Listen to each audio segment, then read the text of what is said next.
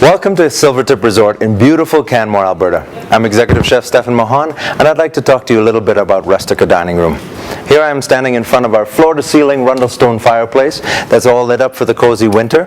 You can come and dine in our really comfortable leather chairs. You can have a nice romantic dinner for two here, or in the summertime you can come during golf season and sit as a foursome or a group of people, and you can dine and watch down the 10th fairway, up the 18th fairway, or what I like to do is heckle all the golfers on the 18th green. One of our features here is the steaks, but it's also complemented by Wine Spectator award-winning wine list that we've been featured in this year. So no matter what the occasion, romantic dinner for two, right up to larger parties or special occasions, we'd be happy to take care of you. I'd like to take you back to the kitchen and show you how our steaks are cooked.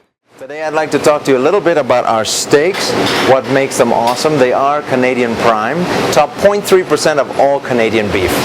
So let's take a look at these. What makes that good? And so now this steak you cannot buy in the store. You can't buy it Safeway or at M&M Meats. But I'm going to show you what makes it good so that when you do go and buy a steak, you have what is important to make an educated decision. So right now we have the New York right here. This is 12 ounces of New York steak. And what makes Canadian prime is a lot of it is the marbling inside. It's a grade of meat. And so you can see quite a bit of marbling. The only beef better than this is actually the Kobe beef, which would have even more than that.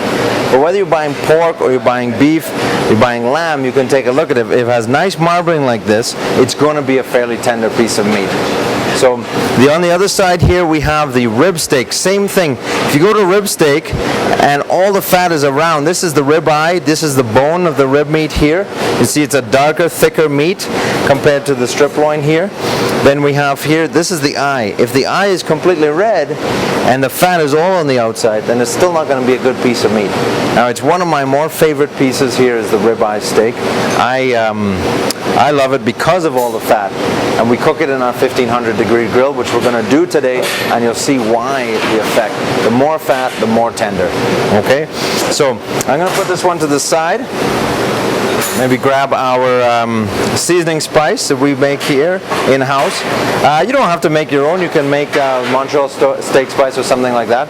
But for us, we use a blend of peppercorns, garlic, dehydrated onion, and black pepper and sea salt and kosher salt.